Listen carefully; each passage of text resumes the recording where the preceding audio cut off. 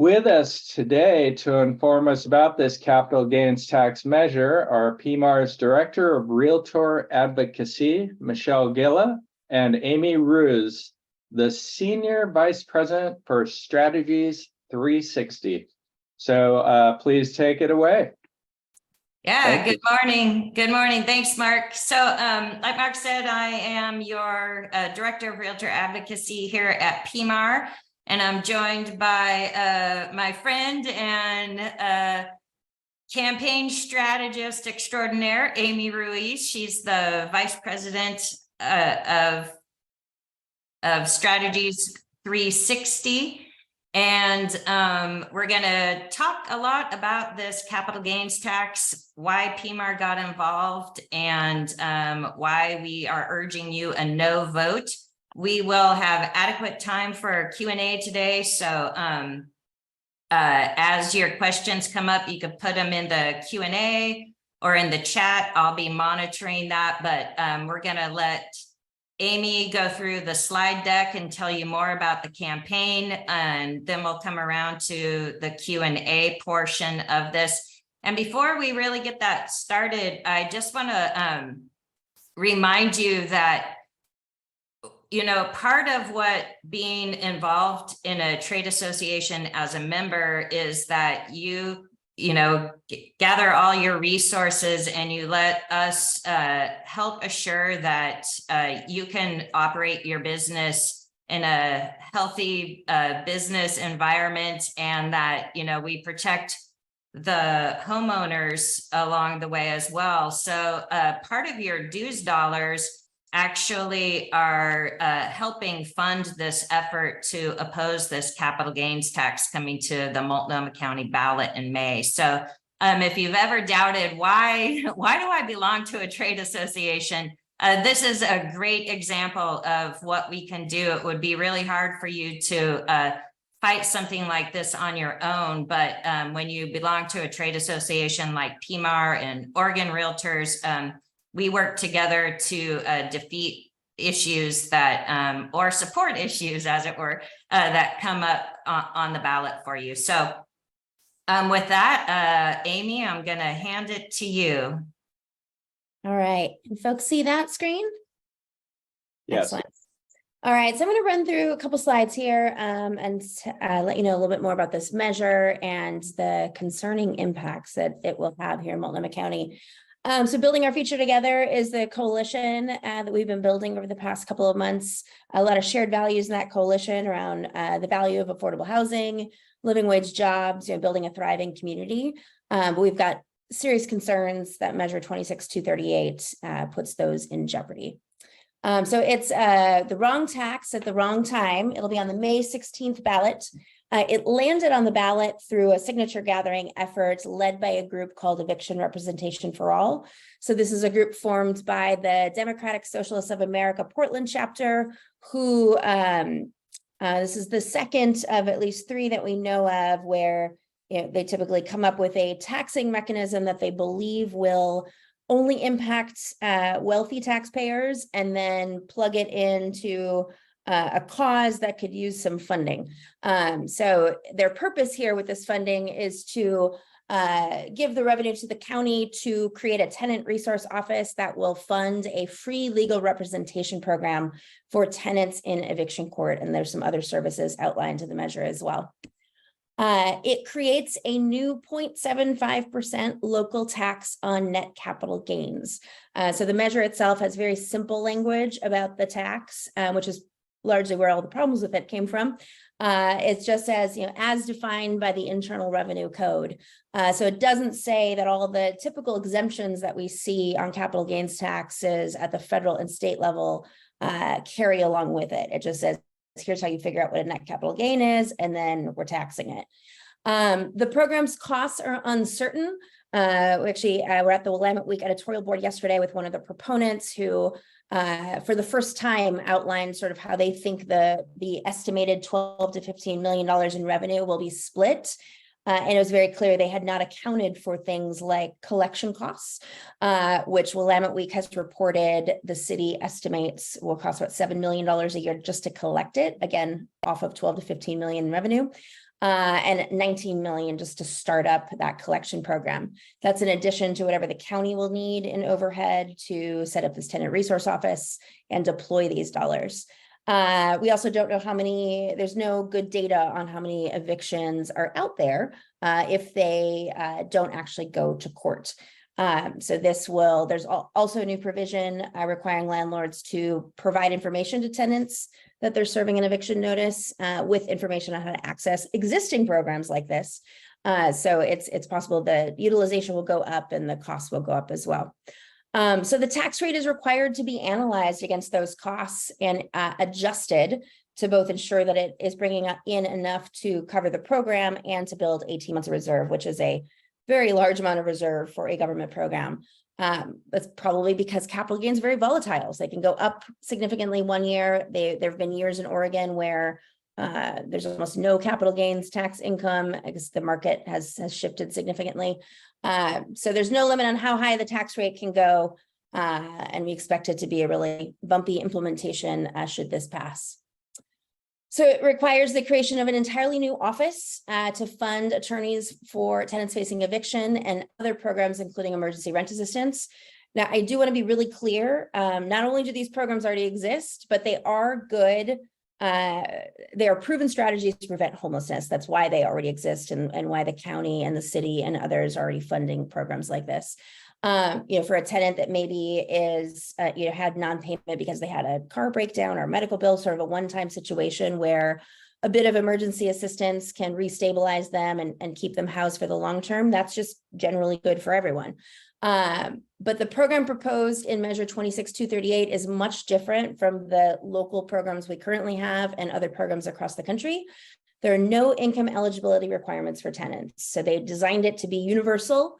But that also means that a high income tenant who, can pay the rent and is somehow otherwise violating their lease terms can now get a free attorney from the county to fight that.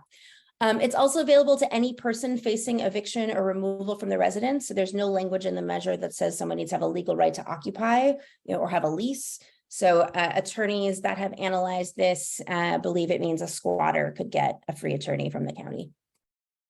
Again, we already have programs like this. So a couple of years ago, voters in the metro region approved the Supportive Housing Services Measure. This is a tax, some of you may have just paid it a few days ago, on higher income earners earning over $125,000 a year as an individual or $250,000 as a joint filer, and on larger businesses that have more than 5 million in gross revenue.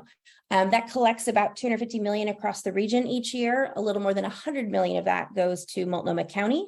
In the first year of those funds, which really just started flowing in the middle of 2021, the county spent 18 million of those funds on legal protections and emergency rent assistance. So they were able to use those dollars, help almost 600 households with a free attorney, and help keep over 9,300 renters in their home by leveraging additional emergency rent assistance sources. So we have these programs, they are working well. The legislature just did pass that notification requirement. So to the degree that maybe not enough people are using the existing services, that gap should close here soon. So we just don't need another tax, and particularly one that's going to have such a disproportionate impact on local residents and small businesses. So it applies to all Multnomah County residents. So here's another issue of fairness within this tax. If you are an investor or business owner in Multnomah County, but maybe you live in Clark County or Washington County or Clackamas County, you would not pay this tax. There's no minimum. So there's no standard deduction like we see with the Washington State capital gains tax. So if you make $5 in gains trading cryptocurrency, you still need to figure out how to file this return and pay a de minimis amount, but still go through the hoops of figuring that out or risk penalties and fees. There's no exemption for selling a small family-owned business or for retirement accounts or for any real estate. And it, of course, does not have that exemption for selling a primary residence like we see at the state and federal level. So for small businesses, unless you're organized as a C Corp, your income, your business income is already taxed as an individual, so this would apply to you. The C Corps, though, big corporations, absolutely exempt because they're not structured in a way that would pay this. So they're really the only ones that would not pay on capital gains in the county.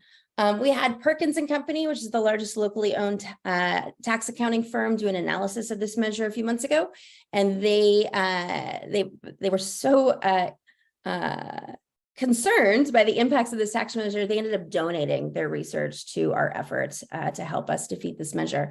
But they calculated that should this pass, when you stack up all the state and local taxes, if you're in Portland specifically, you'd be facing a 26.2% business tax at that highest marginal level. So that only exception, big corporations won't pay a dime. So this will fall entirely on business owners, middle-class families, seniors who have built nest eggs in retirement funds and in their home. So seniors, many don't file an income tax return at the federal or state level, so they're not paying any taxes at that level. But if they need to sell their home to downsize or pay for healthcare, end-of-life care, or if they've saved for retirement and something other than a 401k, they might face this tax as well. And then again, homeowners. So this is an area where the proponents acknowledge they didn't intend to do it this way, and they believe that this can be fixed later, but it will be entirely out of their hands if voters pass it, and up to, would the county feel comfortable going against the will of the voters and changing it? If they change, and add an exemption for homeowners, what else do they add? What does that do to the rate? I mean, it's just one of those, like, I think as Andrew Hone with the Portland Business Alliance said to Willamette Week yesterday, we just need to have a higher standard for what we put in front of voters. It needs to be better researched, better understood what it is that we're voting on. And if they meant to exempt it, they should have written that in. This is a QR code to get to that Perkins and Company analysis. It's short, it's only about 5 pages, but lots of good tax nerd details if you're into that kind of reading. So in terms of the campaign that we're building, current Multnomah County Chair Jessica Vega-Peterson, when this was still gathering signatures, came out in opposition to this, saying it's the tax itself is like using a sledgehammer to pound a nail. It's not the right solution. Almost without exception, the folks that are endorsing our campaign, support the underlying solutions. We go to these editorial boards and we have no quibble with the idea of providing legal representation to low-income tenants who need help navigating that system. But the way that they're paying for it is just completely unnecessary. So Black Business Association of Oregon actually had a letter to the editor in the Oregonian today. Apano, which represents Asian American communities and first-generation communities, immigrant communities, very concerned about not only the lack of exceptions for selling your home, but also a lot of the folks that they work with, English is not their first language. They get a notice from the government with all the many different taxes they might have to pay, and oftentimes struggle to navigate that system and then end up racking up fines and fees. Hacienda CDC, they're in the business of building affordable housing and helping members of the Latino community get into home ownership. And they're very concerned that, although the goals align with their values, the way to get there is going to harm their community. Elected officials, everyone from Congressman Earl Blumenauer, the entire Portland City Council, while we only have 3 who have signed their name on the dotted line from the Multnomah County Commission, all 5 intend to vote against it. Metro Council, we actually need to add Councilor Duncan Huang to this as well. And then our Gresham Mayor, Troutdale Mayor, Wood Village mayors, all the mayors in the region are opposing this. It's pretty rare to see this many elected officials say, no, thank you. We do not want an additional source of revenue, because they know that these programs are already being funded by a tax many of them worked hard to pass. And they know that this tax will have a lot of unintended consequences. So I will stop there. Some of you may have gotten your voters pamphlet in the mail yesterday, and if you didn't, you'll probably get it today. We were able to put 22 statements in that pamphlet opposing this. The proponents, I think, did 18 in favor of it.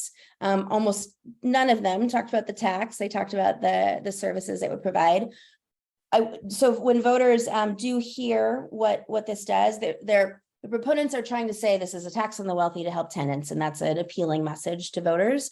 So our work has been getting out there to say, look, tenants are already able to access this help, which is great. But this tax measure is going to do more harm than good. But we're really working hard to get that message out, because on its face, this is the kind of thing that could pass if we stayed silent. So we work hard to raise the funds we need to get, we've got an ad with Earl Blumenauer that just hit the digital airwaves last week. We're going to be sending out campaign mail to folks starting next week, and have some tools for folks like you all to help get the word out as well. Thanks, Amy. So before we jump into the Q&A, in fact, if you use the raise hand feature, I can allow you to ask your question live on camera if you would like. Otherwise, put them in the Q&A or the chat, and I'll be fielding those questions for Amy to answer, or I will when I can. But again, I want to let you know that, you know, when PMAR first learned about this coming to the ballot, we worked with the East Metro Association of Realtors. We applied to an issues mobilization grant to Oregon Realtors, which they provided. And that was our, in addition to PMAR's funding through issues mobilization. And that was our skin in the game to apply for an NAR grant. So that's an example of your dues dollars all coming together to help defeat this. NAR was so concerned about this tax measure passing here that they also threw in an in-kind poll for us through American Strategies. So the realtors have a lot of resources invested in defeating this capital gains measure. And on the PAC side, when we talk about our PAC and your contributions to that, keep in mind that while we didn't use PAC dollars to defeat this, we used issues mobilization dollars. Every single person on Portland City Council was supported by your PAC dollars, and they all rallied in support of our campaign to defeat this. Many of your Multnomah County commissioners are supported by PMAR, and they are standing in opposition to this. Many of the, all but one really, of your Metro councilors are PMAR supported, and they are also standing in opposition. So if you've ever doubted what your PAC contributions go to and why it matters, I just want to make sure you understand that connection. So let's see, I've got a few questions here in the Q&A. You ready for this part, Amy? So Ernest Cooper asks, what's the likelihood of this passing? Actually, a few people have asked that general question. So what, yeah, their chances? We did do polling, and it showed that essentially, if we both run we get some messages out there, but sort of they're evenly matched, they would win, because the broad message, what people would see the title on the ballot and think, oh, capital gains, that doesn't apply to me. And I want to help tenants. That sounds great. And vote yes. Multnomah County's got a long history of voting yes to almost every tax that appears on the ballot. We have raised a little over $500,000. We're trying to raise another 150,000 or so to make sure we've got enough to communicate with everyone we believe will be voting this May, and make sure that they are well aware that a lot of progressive folks that they trust are saying vote no on this, and then getting into more of the technical nitty-gritty details of what all the problems are with it. And we also know that even just pointing out the that fairness piece, or unfairness piece, I should say, that small business owners would pay, big corporations would not. People see that and really take a second look, because that doesn't strike them as a fair approach. Thank you. If we get our message out, though, we will win. Right. Yeah. So I don't see any hands raised here. So Michelle, Dustin is asking if we have tools that can be used in newsletters to be sent to the sphere. If they're not already formatted for that, we will reformat them until they do. So just let us know what works the best for you. I did post a link in the chat to that letter to the editor, and from that Facebook page, you can see we've got a great explainer video and the ad with Earl Blumenauer. So feel free to link to those. And if you need something different, we've created a postcard that folks can print to send to people. And if you need something else, just route it through Michelle and we will get you what you need. Yeah, in fact, to that, so PMAR's communications manager, Brittany, is working on a drip campaign with me and with the campaign to get materials out to you. We are posting shareables on social media for you to use. We're also going to be sending out in e-news. And of course, this is a principal broker forum. So those of you who get the managing broker monthly from us, you'll actually get a copy of this recording today so that you can share this with your brokers to help keep them informed. And Brittany just posted a link to the postcard. A lot of Amy and I have been cruising out to a lot of the local brokerages and making this presentation. And a lot of our brokers asked for a postcard that they can use to inform their clients and neighbors about it. So the campaign team created that and left some space for personal branding so that you can put your, like a business size card with your information on it, branded to send out, print it and send out. Or, we had a broker ask if we were going to do door knockers or lawn signs. So in that same vein, you could print off these postcards and walk around to your neighborhood. We definitely appreciate the grassroots boots on the ground helping get the word out, because like Amy said, in our focus groups, we found that once we delivered the message enough times, we have a really strong chance of defeating this, but it will take informing the voters what this actually means, because so many people think that they are exempt from capital gains tax because, when you're a homeowner, you usually are, or, those initial 250 or 500 gains are exempt, but this has no exemption for your primary residence, which is a game changer for us and your clients. We're used to exemptions and this has none.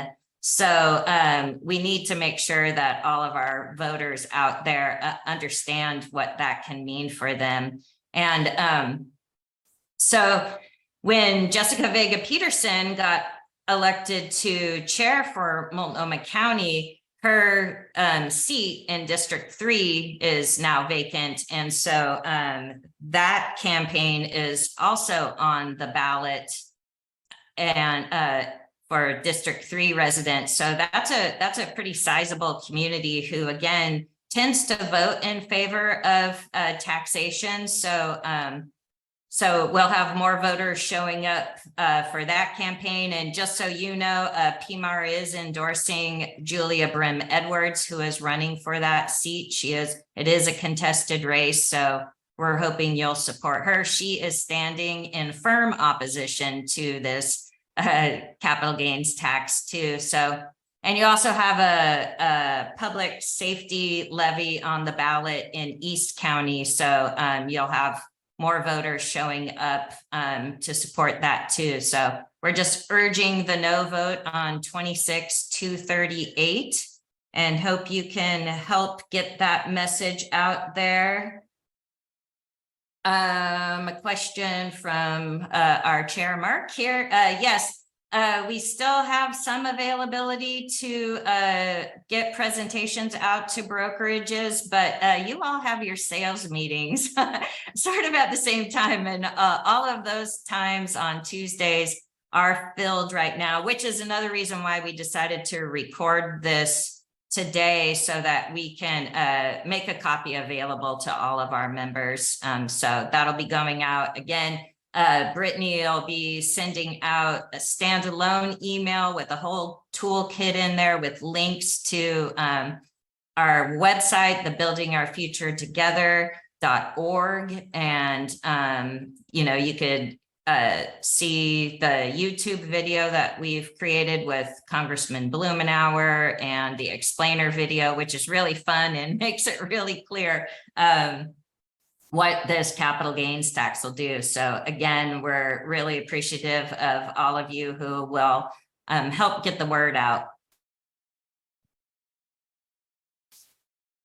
And I don't know if I see any other questions in the Q&A or the chat. I don't see any hands up, so looks like people understand pretty much what's happening here. Oh, last question here. Who is financing the pro side? Who's behind the pro side, Amy? Democratic Socialists of America Portland chapter, Don't Evict Portland, a few other tenant advocacy organizations formed the nucleus. We heard yesterday about 15 groups helped draft this measure together. They have gotten endorsements from a lot of the local unions, including teachers unions, again, because they're saying that this taxes the wealthy and helps tenants. We've gotten some union endorsements ourselves, but funding wise, they actually have not raised a lot of money. I think they're up to a little less than $100,000 total, including what they gathered to collect those signatures. So they are relying much more on grassroots work, going out and knocking doors every Saturday, every Sunday. And they've been doing that for the last 2 months. Yeah, and interestingly, on those door knockers, they've actually been erroneously telling neighbors that primary residents are exempt, and that is just simply not true. I urge you to read that Perkins and Company report. You guys understand so much about capital gains taxes and investments and who's excluded usually. So it helps to make sure people know that this is there is no exemption on it. If you're a Multnomah County resident and you have a capital gain, you will pay on it. And it's retroactive, right? So it goes back to January of this year. If this were to pass, by the time they implement it, it'll probably be what, Amy, a year from now before? Well, they would, the measure gives them a year to fully implement it, but it's unclear if how that would work, because does that mean a full year before they start collecting the tax, or a full year before they start providing the services? And if that's the case, they need the funds in the bank to be able to do that. But again, $19 million in startup costs against, expected 12 to 15 million in revenue. So it might not have revenue to help tenants until year 2. So we're thinking it could be a good 2 years before it actually starts duplicating the services that we already have. Yeah, so like if you go into RMLS and do a quick search of what has closed, residents that have transacted this year alone to date. So I looked that up a few days ago. Already in Multnomah County, you have 1,943 residential units that have sold that would, if they have a gain, they would owe a tax on this, and they will have no idea. And usually, you all know, I mean, that money's already reinvested either in their new home or in their medical expenses, or whatever caused them to sell their house. So yes, Ernest, that would be you and Scott. So yeah, and who's telling people that they owe it, right? That's not usually on your settlement statement at closing, and this will certainly not be on your property tax statement that you get annually, and you add it all up and you're like, wow, yeah, I did vote for that, didn't I? And so so there's no regular source to inform people that they owe this. And yes, Clarity, this is a nightmare. And yes, Mary Kay, it is unfair to the average taxpayer. And again, we understand the need for services out there, and you all again know better than most that our community relies on tenants who have good rental records and are thriving and have jobs and have the ability to pay. And it for those who can, they need to have good rental records and savings to reach home ownership. And we know there are people out there who are, you know, renters now who would love to be homeowners. And sometimes they need support, you know, maybe a medical emergency came up and they need that extra support to make rent so that they can keep on with their goals. And again, you know, through the Metro Supportive Services Bond, that money, those resources are available to folks, and this doesn't really get us there. And Joe asks, could you please repeat the retroactive timeline as we owe it? Sure. No now. Yeah, they what happened here is they wanted this to be on the ballot last November. But there were a lot of concerns with the ballot language. There was a ballot language challenge in the courts. So by the time that was resolved, they had missed their window to collect signatures for November. So they went ahead with the language they already had, which had a start date of January 1, 2023, and did get enough signatures to qualify it for the May ballot. So it says January 1, 2023 in there. And then the proponents have said things like, well, but they have a whole year to implement, but they haven't said, again, haven't said what that means in terms of, does that mean delaying collection? And if that's the case, that's going to delay the services that they really want to fund. So that explanation hasn't made much sense to us.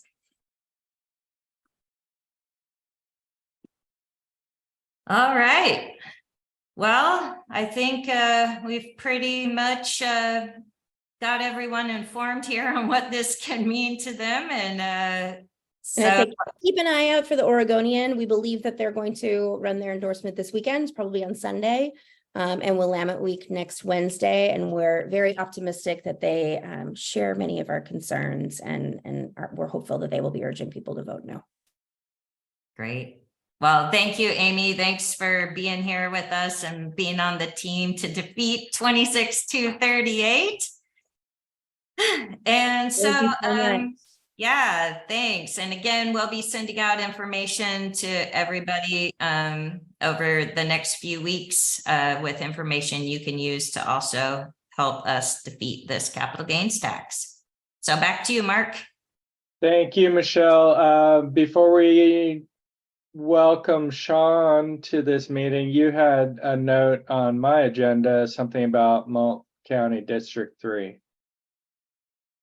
Yeah, thanks. I mentioned that earlier, and just to make it really clear, PMAR is supporting Julia Brim Edwards, who is running for Multnomah County Commission District 3. So that's if you're in District 3, you're south of Highway 84, down to the Clackamas County border, and sort of like Southeast 48th all the way out to the Gresham border. So it's a small piece of Multnomah County geographically speaking, but it's densely populated. So that's where Jessica Vega Peterson, who is now your chair, that was her district. And so you have 3 people running in that race. And again, Julia Brim Edwards is standing with us to oppose this tax. And the other 2 candidates who are running are either wishy-washy or haven't really come out to say much about their campaign anyway. So vote Julia Brim Edwards. Thanks, Mark. Okay. Thank you, Michelle.